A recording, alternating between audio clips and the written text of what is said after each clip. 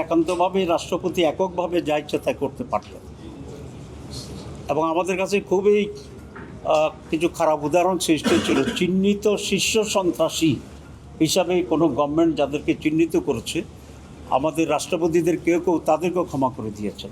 এগুলো আপনারা জানেন। আমি ডিটেলস জানতে চাই না, কারণ সাংবাদিকেরা আমাদের চেয়ে বেশি খবর রাখেন। এখানে আমরা একটা রেস্ট্রিকশন আনার চেষ্টা করেছি টু এনশিওর দি জাস্টিসকে নিশ্চিত করার জন্য, এবং ক্ষমার ফাঁকে যেন কোনো দুর্বৃত্ত বা কোনো দাগি খুনি আসামি এখান থেকে ছাড়া পেয়ে না যায়। তো আমাদের কমিশন চিফ তো আজকে বলেছেন যে সেজন্য একটা বডি করা হয়েছে, এবং সেই বডির সুপারিশক্রমে রাষ্ট্রপতি ক্ষমা করতে পারবেন।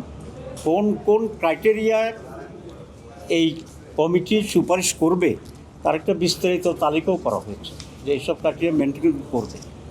তো রিয়াজ ভাই একটা পয়েন্ট আজকের আলোচনার সিদ্ধান্ত একটু মিস করে গেছে নিঃসন্দেহে।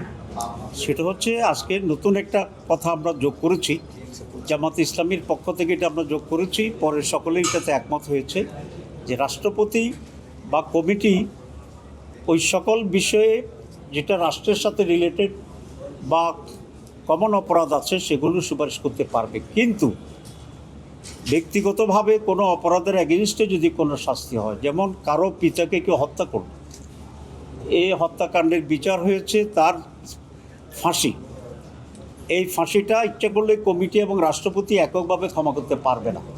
সেখানে আমরা বলেছি যারা ক্ষতিগ্রস্ত পরিবার তাদের এখানে কনসেন্ট লাগবে।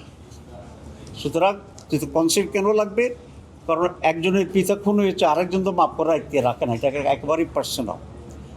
তো কিন্তু তাকে কনসেন্ট করে যদি অনুমতি নিয়ে সে রাজি হয় তার এটা পারবে। তো এটা আমরা কেন করলাম? এক হচ্ছে ইনসাফের বরখেলাপ, তাদের কনসার্ন না করে দাও। দুই হচ্ছে আমরা আমাদের ব্যক্তিগত অভিজ্ঞতা আমরা দেখেছি অনেকে একটি পর্যায়ে এসে একটা সমঝোতা আসতে চায় কম্পনসেশনের মাধ্যমে, টাকা দিয়ে হোক অন্য দিয়ে হোক, তারা একটু বেনিফিট করতে চায়। তো সেই প্রভিশনটা আমরা রেখেছি।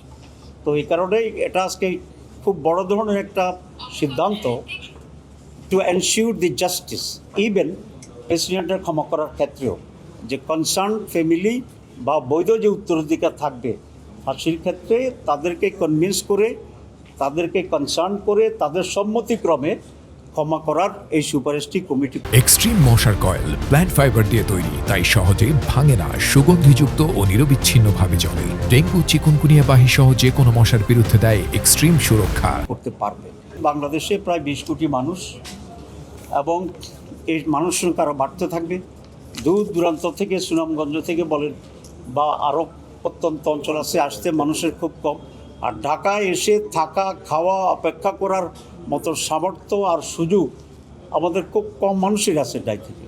সুতরাং it is the demand of the time and demand of the common people, এবং এটা অত্যন্ত প্রয়োজন যে বিচারটাকে আরও একটু নিয়ারার করা মানুষের কাছে। এখানে সমস্যাগুলো আসছিল, এই ব্যাপারে কেউ একমত হয়নি যে দুর্গড়ায় বিচার ব্যবস্থাকে নিয়ে যাওয়া, কিন্তু 2-3টা সমস্যার কথা আসছে। এক হচ্ছে এত বিচারপতি পাওয়া যাবে কি না, 2 বিচারপতিরা এলাকায় যেতে রাজি হবেন কি না, 3 বিচারের সুস্থ বিচার। আরেকটি ভাইটাল অংশ হচ্ছে আমাদের লয়ার্স যারা আছেন তারা।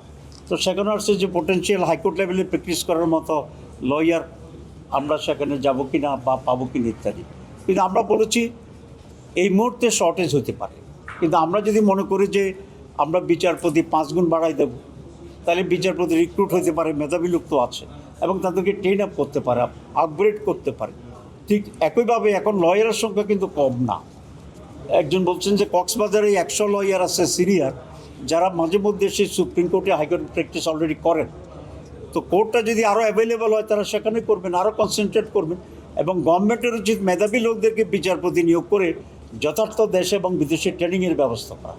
সেই জন্য আমরা বলেছি বাজেট বৃদ্ধি করেন, বেশি বিচারপতি নিয়োগ করেন, তার ট্রেন আপ করেন, এফিসিয়েন্সি ডেভেলপ করেন, এবং একইভাবে আমাদের লয়ার্স যারা আছে তারাও যদি দেখে যে এলাকায় গিয়ে তারা যথাযথ প্র্যাকটিস করতে পারছে, অ্যাটলিস্ট তাদের মেধাকে তারা কাজে লাগাতে পারছে,